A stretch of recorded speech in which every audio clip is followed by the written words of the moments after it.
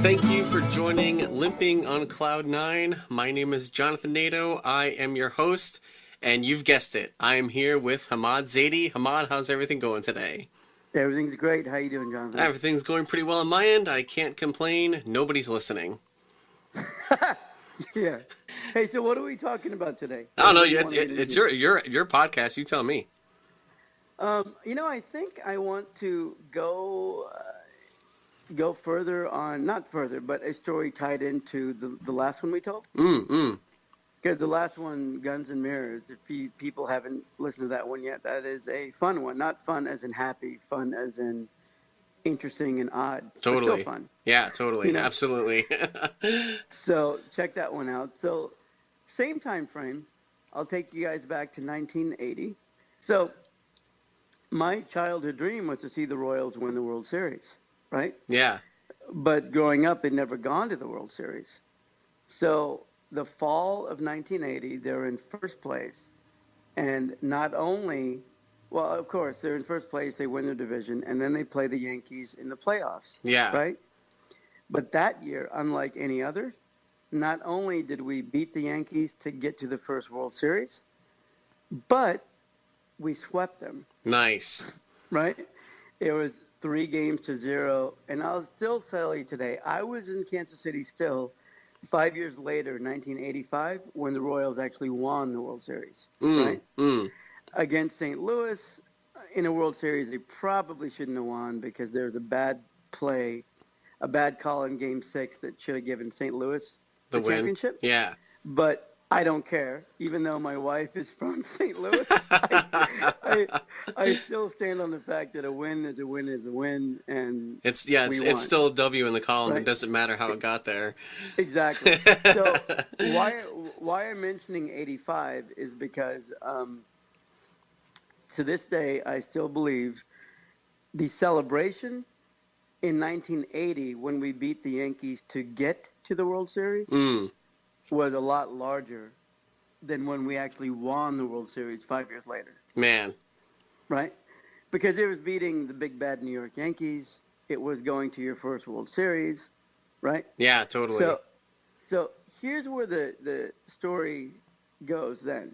12 years old, my favorite team just won the American League pennant on their way to the World Series. My dad gladly turned off. I think he was watching Dallas, Oh yeah. Right? I think it was Dallas. I'm not sure. But he turned on the news and they said, there's going to be a huge party downtown, right? Yeah. So I'm like, Dad, you got to take us. You got to take us. And then he's like, okay. So my two sisters, me, my mom, and my dad drove his enormous brown Delta 88, right? Down to the plaza in Kansas City for this enormous party. Yeah. And I had my Royals t-shirt on, my George Brett shirt on. I had my glove. I don't know why I had my glove. It was a party. It was a party, not a game. And my KC Royals hat. I was just decked out in everything Kansas City Royals. We get to the plaza. It's already super crowded, and we can't find a place to park. Right when my dad finds a place to park, he puts the car in park, and all of a sudden, he hears a pounding.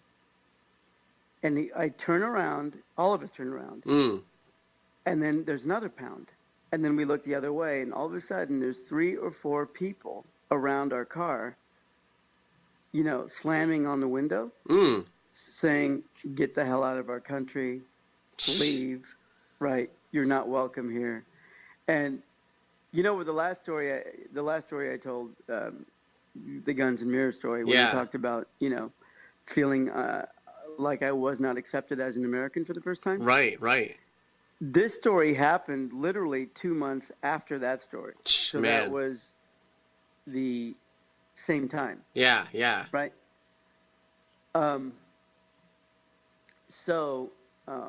Oh, man. Yeah, because this was in, September-ish then, if they won the pennant. It wasn't the World Series yet, or September, October. But, Jonathan, I just forgot one enormous element of this story. Okay.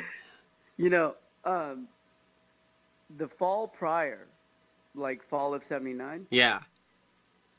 I won a contest at school, and it was not just at school; it was a citywide contest, or Okay. a district-wide contest, and it was an essay contest on why I love America. Mm. And the reason I mention the contest is because when I have these incidents, I mean, I won the Why I Love America thing in the fall of '79. And then in the summer of '80, right after that school year had ended, I had the gun to my head. Right. Describing Guns and Mirrors. And then 2 months later, in late September, early October, whatever the date was, 2 months later when the Royals won to go to the World Series, I couldn't even get out of the car because people did not want us to celebrate with him. Right. Right? Right. So I just sat there thinking, wait a minute. I'm not who you think I am. I'm just a little brown American kid. Right. Look at my shirt. It's a George Brett shirt. Look at my hat. It's a Royals hat. And I just won an essay contest telling everyone why I love this country. Yeah. Right? Yeah. But in that moment, I can't tell you how sad I was because I've never seen my father scared. In my entire life, that is the only day I have ever seen my father scared. Wow. Ever. Because, we didn't get out of the car. He locked the doors and we drove home. Man. And even as we were driving home, people were pounding on, the back of the trunk of the car and cheering and telling us to go home, to get away. Man. So that's crazy. You know what's awful too in times like that, especially when there's a crowd like that. It just all it takes is one person to kind of spark that fire, and then other people just jump on. Even if they didn't even mean what they were saying, they just get caught up in the moment. You're like, yeah, go home, get out of it. You know what I'm saying? Like the whole crowd mentality thing, which sucks. Yeah, and it really, really sucked at that moment because I thought, oh my God, you can screw with me tomorrow. You can make fun of me at school. You can do whatever you want. You can steal my bike. I don't care. Don't take away my celebration with my Kansas City Royals. Yeah, do not take that away from me. And they did. Man. And I remember being so angry with my mom and dad for not letting us get out of the car and celebrate. Yeah. But now, as a father, if that happened to me today, I wouldn't let Lena and Zoe out of the car. Right. There's no way. Yeah, because I mean, if they're going to the extent of banging on your car window and telling you to go home, I mean, who knows what would happen if you actually stepped out? Right. Exactly. Yeah. Exactly. And my dad is a really wonderful guy, but he's not a large man. Yeah. Right? Yeah. And I'm the only other male in the family, so I'm smaller than he is. So that was a really interesting time. Did your dad say anything like maybe on the way home once you're kind of out of the chaos of all that? Did he say anything to like you kids like, hey, people normally don't act like that, or what? Like or was he just quiet the whole way home? No, you know what? He was completely quiet the whole way home. And what I remember most about that moment in my life is turning around and looking out of the rear window. And just watching the celebration go on as we drove away. And that was the saddest moment. Because all I could think is, oh my God. Even then, I was thinking I waited my whole life to see this, even though my whole life was only 12 years at the time. Yeah. Right? I thought, I waited my whole life to see this, and it's being taken away from me. Right? Man, I really love what you said there. Like, they stole that moment from you because of what? Because Ayatollah at that time had these hostages. Like, you had nothing to do with it. Like, so what if you're Pakistani? Like you said, they stole that moment from you, and like that actually kind of enrages me right now as we're talking about it. Like, I wouldn't have thought of it that way, and I'm sure they didn't either. Those people banging on your car, but no, and I'm so glad that we're talking about this because I just want people to know I'm not at all a bitter guy. In fact, I'm a pretty happy guy, right? Yeah. So I don't look at that moment as, oh my God, they did certainly steal the moment from me. Yeah. But they didn't ruin my life. Well, yeah, right? yeah, no. But it's just interesting to think of it that way, like that a moment being stolen from you because of your skin color. Yeah, and what's funny is I think that you know it's it's things I don't even think about. Like when I'm walking down the street today, when I'm meeting people or taking meetings or going to dinner or lunch, I don't think about my skin color. It never dawns on me, Yeah, right? yeah, And when I get treated poorly, in my mind, because I'm a bit comical with myself, in my mind, I just think, oh, they could be hating me for any number of reasons. It might not just be skin tone. It might be something else, right. right? Could be the shoes I'm wearing. I don't know. Yeah, it could be anything.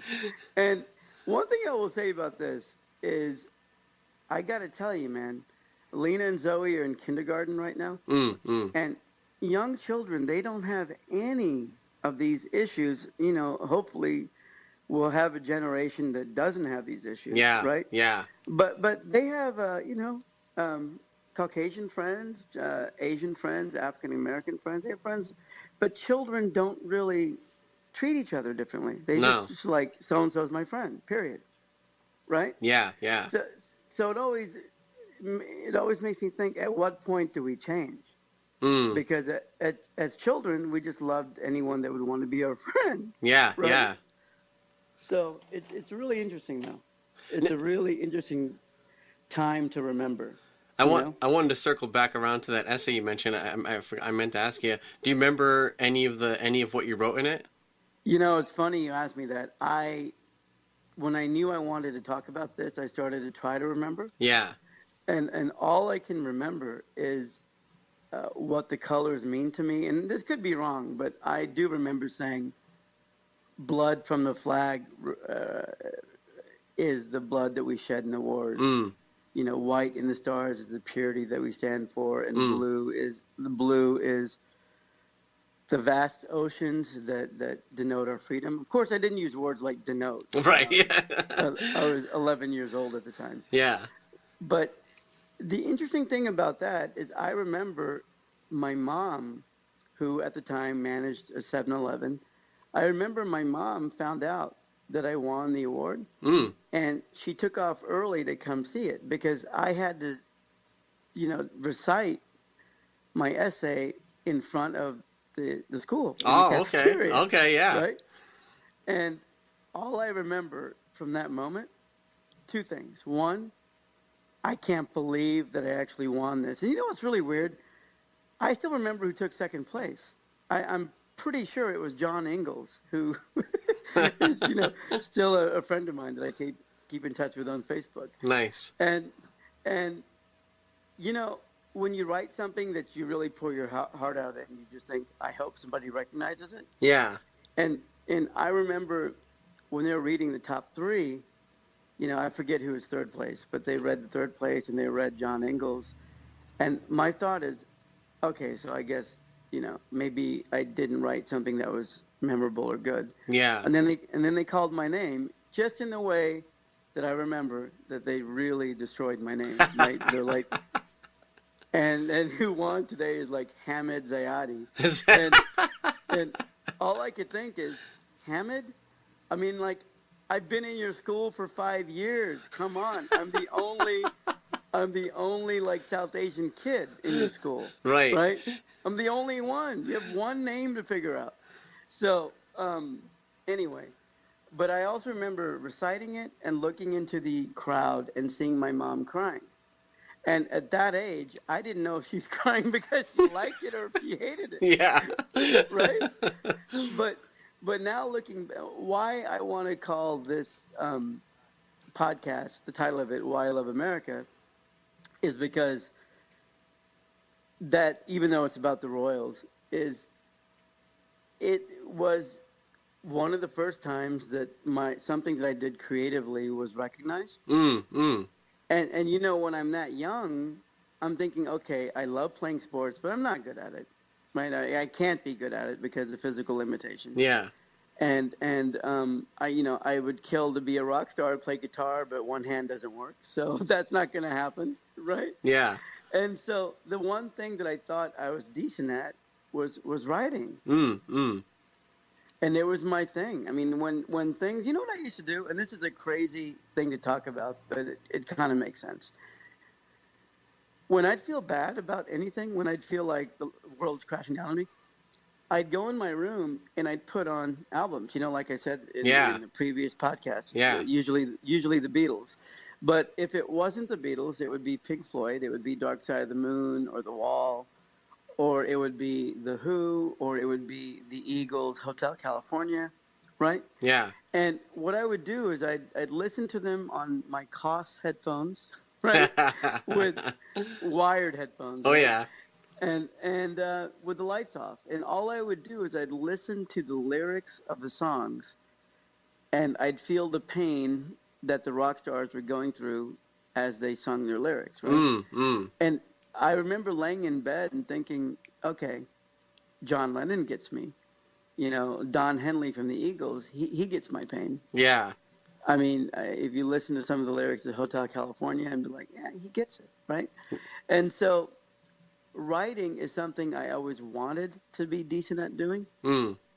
And so when I got the Why I Love America certificate, I thought, okay, there is one thing that I might get recognized for. And if I get nothing else in my life, I have this Why I Love America certificate, right? Right? So, you know, just know it's coming. My lungs are getting prepared for it. There you go. Awesome. Yeah, it's exciting. And so Hamad, I guess we're rounding third, heading for home here. So you want to give the audience like your contact info and how they can get a hold of you? Yeah, absolutely. You can go to hamadzaidi.com, which is HAMMADZAIDI.com. You can see the podcast there. If you choose to see the podcast there, every podcast has an image or a photograph from a time frame in my life when this stuff happened to me. So it's a way to visually look at it as you listen to it if you want.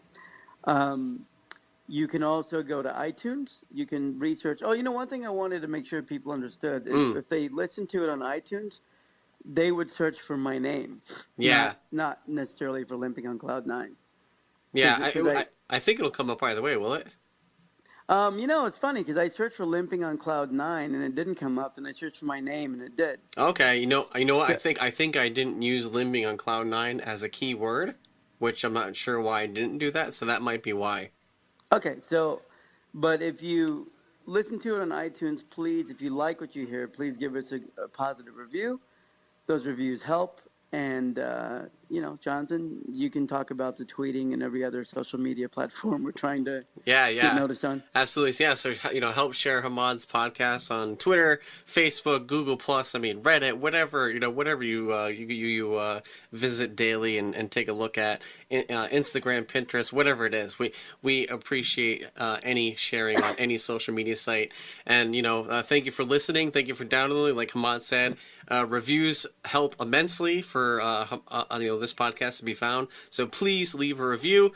And again, thank you for listening and downloading, and we will talk to you next episode. See ya.